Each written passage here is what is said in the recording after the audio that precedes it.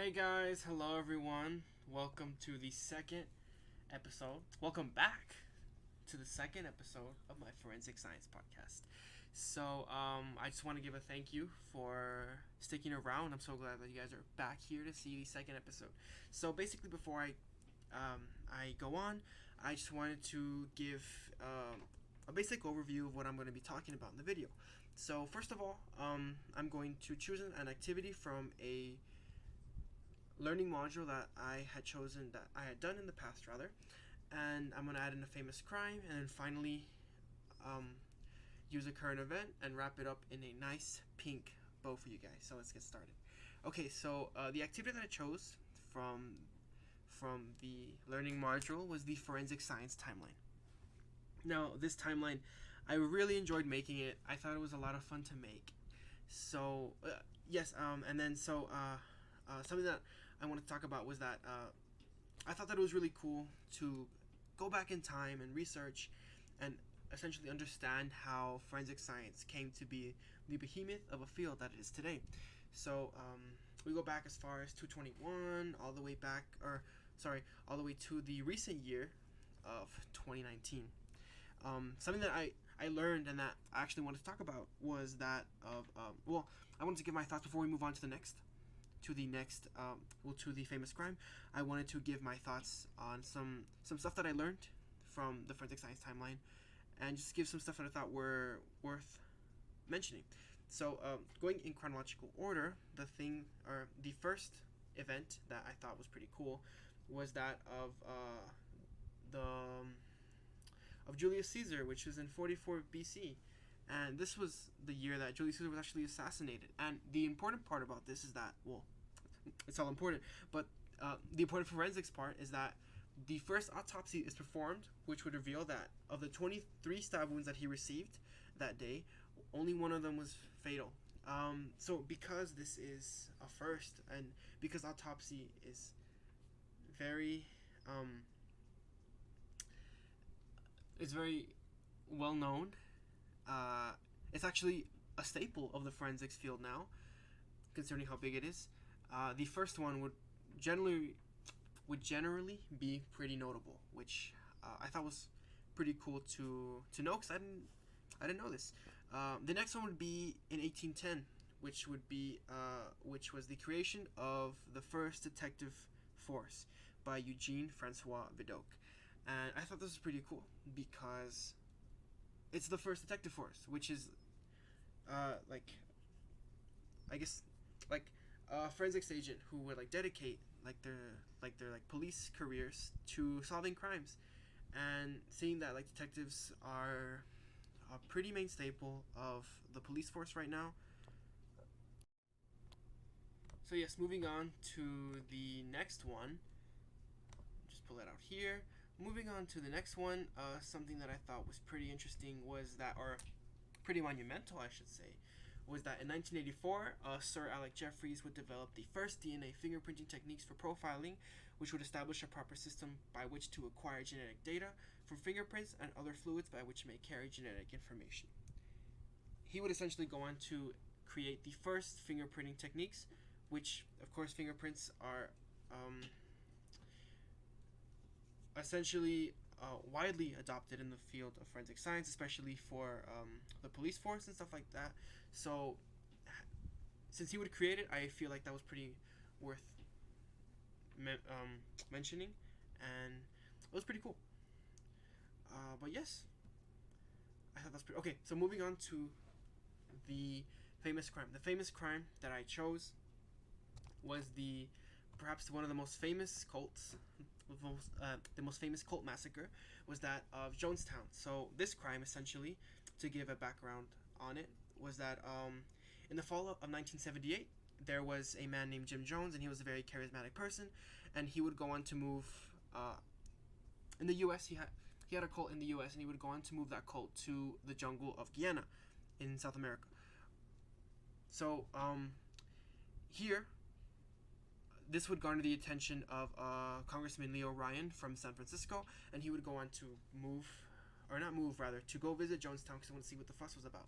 So what ended up happening was that this would cost him his life, unfortunately, And on November 14th, 1978, they would arrive in Jonestown, and because of the hostility of the cult, they would go on to essentially pass away. So what ended up happening was that several armed men came to the airstrip, they took over, and they would essentially wipe everyone out.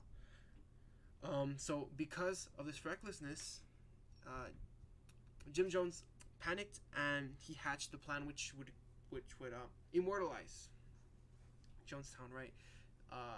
Perhaps the most famous cult massacre, I think perhaps the biggest mass suicide in the United States, was that of the which would sorry, very famously, he gave everyone a bunch of a fruit drink which was apparently laced with cyanide, and so he thought that the attack that he had on the planes would bring harm and would bring a lot of attention to Jonestown because of course they killed a senator or a congressman rather. So they thought that it would essentially like have like the United States retaliate against them and cause them to leave, right? So in the end, more than 900 cultists, including more than 200 children, were died here, and Jones too would die with a self-inflicted gunshot wound to the head. The thing that is most important here was that the FBI would launch an investigation, of course, because of Congress, right? Because of the congressional assassination, right? So what happened was that they would launch they would launch an extensive investigation, right? And they would work with the disaster squad. They would work with the disaster squad, right? And they worked with forensic scientists that worked a lot with fingerprinting techniques and experienced forensic experts to identify the victims and to identify Jones. So without that, we would not know who these people are. Something else to add was that there was only one survivor, and he's the only member of the People's Temple, which was the cult, to be tried in the United States for the criminal acts that he inflicted at Jonestown, and he was ultimately extradited, convicted, and sentenced to life in prison. Yes. Okay, so moving on to the current event. Alrighty then, so the current event that I chose this is from AP News, by the way, is titled "A Botched Autopsy in Mexico Killing Leads to Cover-Up Charge." So, a little bit of background. This would essentially mean so the background here is essentially saying that there was a 27-year-old named Aridiana Lopez, and what ended up happening was that she had passed away, and so the autopsy apparently was botched, right? It wasn't done right, and so what ended up happening was that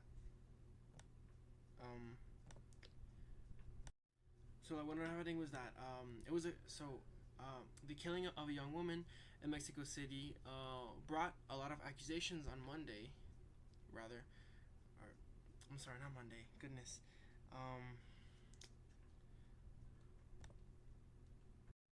Which would be on November 7th, 2022, which is when this article was published.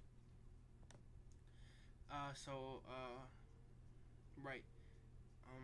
So it was essentially saying that the authorities in a neighboring state would intentionally botch the autopsy in order to cover up for the real killer. And so there's a lot of drama currently occurring right now along with it, and the mayor is involved in everything, and so this all ties back to the problem of corruption that Mexico is currently going through. That's always had, quite frankly. But the authorities pretty much aren't helpful in these kinds of situations, and this is certainly an example of that. However, my main point is that this ties in to the learning module because, as I said in the forensic science timeline, this was an autopsy. So basically, it was done by forensic scientists to basically discover the cause of death, and it was tied in with a lot of political stuff. But I guess that's just the way the cookie crumbles. But I'm checking the time right now, and I see that's all we have for today's episode. I just want to thank everyone for coming.